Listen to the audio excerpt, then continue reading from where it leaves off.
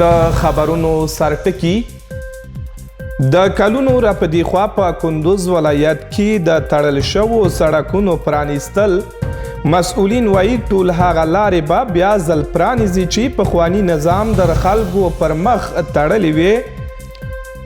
د سپینزر دولتي شرکت د تولیداتو ډیروالی مسؤلین وایي اوس لپاره ډیری برخې بیا ځل فعاله شوي خو راتلونکي کال کې به په پراخه کچه داخلي تولیدات ولري. او د کندوز په امام صاحب ولسوالۍ کې په خوارزواکۍ ناروغۍ د اخته ماشومانو په شمیر کې زیاتوالی روغتیا پالان یې لامل د کورني اقتصاد کمزورتیا په ګوته کوي.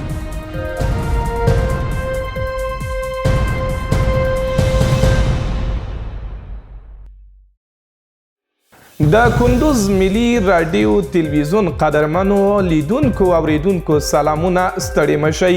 نن سه شنبه د 1415 سپوږمیز کال د محرم الحرام د میاشتې 21مه د 1402 لمریز کال د زمري یا د اسد 13مه چې د 2023 زیږدیز کال د اگست د میاشتې له 8مې نیټې سره سمون لري. بشپړ خبرونه زه ایمل اقطاش یم. له کلونو وروسته یو ځل بیا د کندوز ولایت د محکمې او استخباراتو ریاست لوی لار د ولسونو د تک راتک په موخه پرانیستل شو.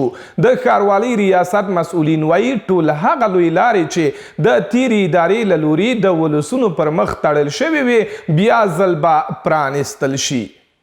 په کندوز ولایت کې د کلونو راپدې خوا د پخواني نظام له لوري تړل شوي سړکونه د خلکو پر مخ بیا ځل پرانیستل شو. د دې ولایت اوسیدونکي د خوښۍ ترڅنګ د ښاروالۍ ریاست دغه کړنه د ستاینې بولي. غواړي چې ټول هغه سړکونه چې پخوا پرې د تګ راتګ په موخه بندیز لګېدلی و پرانیزي. ما چند سال رکشا هم داشتم در این مسیر اصلا نمیگذاشتن من کلیم مسیر رو بسته بود مسیر قماندانی کونه بسته بود این بسته بود دیگه چند جای می را بسته بود نمیگذاشتن که بده. د اسلامي امارت څخه دغه غوښتنه لرو او د خواهش ترې لرو چې هغه کوم ځایونه چې دغه موانع پکې موجود وي او موټر تګ راتګ پکې نشي کولی د یوه ځای څخه بل ځای ته خلکو ته مشکلات جوړ کړي وي ستونزې جوړې کړي وي د افغانستان د اسلامي امارت څخه غوښتنه کوو چې دغه موانع لرې کړي چې خلکو ته هغه ستونزې هوارې شي او لارې هوارې شي. په ورته مهال د کندوز ولایت د ښاروالۍ مسؤلین وایي تر دې دمه د محکمې سړک موانع لرې کړي او د استخباراتو د سړک پر خلاصېدو کار روان دی. د دوی په خبره تر هغو به دا چاره دوام کوي تر څو چې د دې ولایت ټول هغه سړکونه چې پخواني نظام له لوري تړل شوي وو د ولسونو د تګ راتګ په موخه خلاص کړي. البته من خو په دا 2 ورځو کې 13 ورځ موږ کار وکړو نن ورځ هم موږ کار کوو روان ده زموږ کار ادامه لري تر څو چې دا ټولې موانع له کندوزه لرې کړو. نو پرون راایسته موږ د محکمې په سړک کار شروع کړی دی د محکمې سړک هم په بشپړه توګه پاک کړی ده او نن دا اوس عملاً چې د استخباراتو په کوڅه باندې مخ باندې لګیا یو نو دا هم تکمیله ده خلاصه شوه دا 2 ورځو کې نو دا کار ادامه لري نورو ته. په داسې مهال د ښاروالۍ ریاست له لوري د کندوز ولایت د محکمې او استخباراتو ریاست عام سړکونه د اوسیدونکو پر مخ بیا ځل پرانیستل کیږي چې د دې وړاندې کندوز میشته اوسیدونکو له پخواني نظام څخه یې په کراتو د خلاصون غوښتنه کړې وه خو پایله یې نه درلوده. د کندوز ولایت ځینې اوسیدونکي وایي د تودوخې لوړه درجې او د برېښنا پارچاوي څخه په تنګ راغلي. د دې ولایت د برېښنا ریاست له مسؤلینو غواړي چې په یاده برخه کې د ولسونو ستونزو ته رسیدګي وکړي. په ورته مهال د دې ولایت د برېښنا ریاست مسؤلین مني چې د اوړي په موسم کې د هوا په ګرمېدو سره برېښنا پارچاوي شتون لري خو لامل یې تخنیکي ستونزې په ګوته کوي. په کندوز ولایت کې له 2 ورځو راپدې خوا هوا تر یو ځایه سړه شوې خو بیا هم کندوزیانو ته د زغملو نه ده. د دې ولایت اوسیدونکي د تودوخې لوړې درجې او د برېښنا وخت ناوخته تللو اندېښمن کړي. وایي چې د ورځې له 1 تر 2 ګړیو برېښنا شتون نه لري چې له امله یې له ستونزو سره مخ دي. دغه اوسیدونکي د برېښنا ریاست د مسؤلینو څخه غواړي چې د اوسیدونکو غوښتنو ته د رسیدگی وشي. پرچاوی برق زیاد است. از طرف روز هوا بیخی گرم است، درجه حرارت هم بالاست. بیخی پرچاوی برق زیاد شده، بخصوص در خانه اطفال بیخی زیاد با مشکل جدی مواجه است. زیاتره ماشومان هم به برقی لاسه مریضیږي کله مثلا اسهالي او ګرمي نیسي. همدې لحاظه برقونه پرچاوی قندوز ډېر شوی ده او زما غوښتنه دغه ده د برېښنا شرکت نه چې دغه برقونه پرچاوی لږ کم کړي. بیخي زښت ډېر ده، همدغې لحاظه خلک په غټه ستونزو مواجه دي. په ورته مهال د برېښنا ریاست مسؤلین د کندوز ولایت د اوسیدونکو ستونزې پر ځای بولي. وایي پرچاوي د تخنیکي ستونزو او د طرزالعمل سره سم ترسره کیږي چې د هوا سړېدو سره سم به دغه ستونزې ته د پای ټکی کېښودل شي. د هوا د ګرمۍ سره تقاضا ډیره شوې او عرضه کمه ده. ترانسفارمرونه د سبسټیشنو دا اضافه بار دي، زموږ ترانسمیشن اضافه بار دی. موږ منظمه جدول د پرچاویانو لرو. نظر په هدایت د ریاست امید افغانستان برېښنا شرکت موږ باید پرچاویان تطبیق کړو تر څو خپل سیستمونه ترانسفارمرونه د سوځېدو نه وژغورو. د کندوز اوسیدونکي داسې مهال د تاجکستان هیواد د وارداتي برېښنا په کمزوري شتون نیوکې لري چې په تازګۍ سره د دولتي مسؤلینو له لوري د خان آباد او اقتاش ولسوالیو د برېښنا بندونو د جوړېدو خبرې روانې دي چې له امله به د دې ولایت ډېری سیمې د تل لپاره د برېښنا له شتون څخه برخمنې شي. چارواکي په کندوز ولایت کې د سپینزار دولتي شرکت د پراخو تولیداتو د پیل خبر ورکوي. د دوی په وینا د اسلامي امارات له بریا وروسته دغه شرکت ځینې برخې فعاله شوي او تر دې دمه دغه شرکت یو شمیر تولیدات په لوړه کچه بازار ته وړاندې شوي دي. د سپینزار دولتي شرکت هغه ماشینونه چې کلونه د خاورو ښکار او له ګرځېدو پاتې وو اوس بیا ځل خپله چوپتیا یې تر شا پریښې په ګرځېدا راغلي تر څو د هیواد اقتصاد پیاوړی او هیوادوالو ته هیلهمندي ور په برخه کړي. د سپینزر د مسؤلینو په وینا دغه شرکت یو شمیر ماشینونه له کلونو ځنډ وروسته بیرته فعال شوي او دغه شرکت د تولید چارې په عملی توګه پیل شوي دي. دقیقاً که یک مدت میشه که شرکت فعالیت‌های خود در بخش تولید آغاز کرده که خوشبختانه امشب تیم تکنیکی ما در بخش دستمال‌کاغذی تولیدات دارد. در این بخش نور آشپزخانه است و چند دیزاین است، دستمال‌کاغذی است و مایچه‌های از این نور آشپزخانه است که تکنیک‌کاران ما بخیر مبلغ و پلان و برنامه‌شان تولیدات خود آغاز کرده.